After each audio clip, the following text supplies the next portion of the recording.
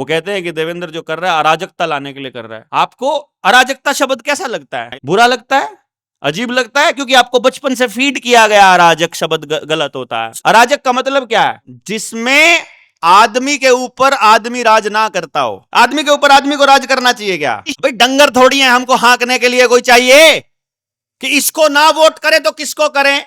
अरे मतलब तो और किसको राज दे? राज क्यों दो?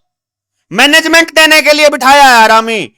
हमारी प्रॉपर्टी, हमारे देश, हमारी संसाधनों का मैनेजमेंट करने के लिए बिठाए हैं, राज करने के लिए नहीं बिठाए हैं।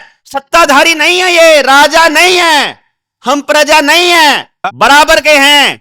प्रधानमंत्री बन के बैठा होगा बेशक, वोट करने जाएगा, एक वोट है उसकी, एक वोट मेरी है, बराबर का हूं मैं, मेरी मैनेजमेंट के लिए है तू प्रधानमंत्री। इतनी अक्ल नहीं है हमको कि हमको क्यों चाहिए कोई मालिक? मुझे अक्ल नहीं है क्या मेरे को जीना है कैसे?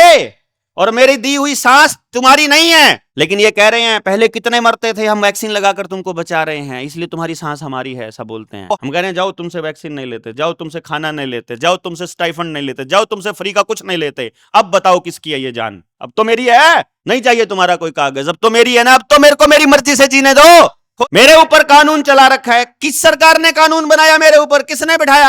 अरे 35% ने वोट किया आपको, 35% ने, और इस पॉलिटिकल पार्टी को 35%। पहले तो 100 में से 65% वोटिंग हुई। पहले तो वही 65%, 40% तो देश ने पार्टिसिपेट ही नहीं किया तुम्हारे लोकतंत्र के अंदर। और फिर जो 65% थे उनमें से 35% ने वोट किया।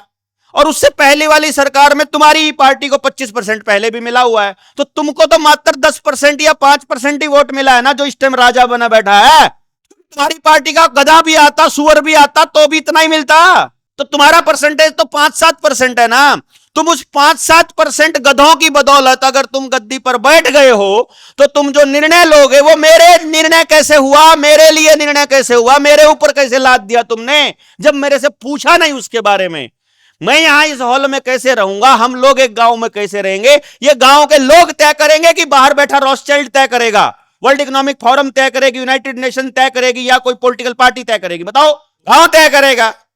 गांव तय तब करेगा जब गांव के पास उसकी समझ होगी, और उसके पास संयम होगा, और उसके पास समय होगा।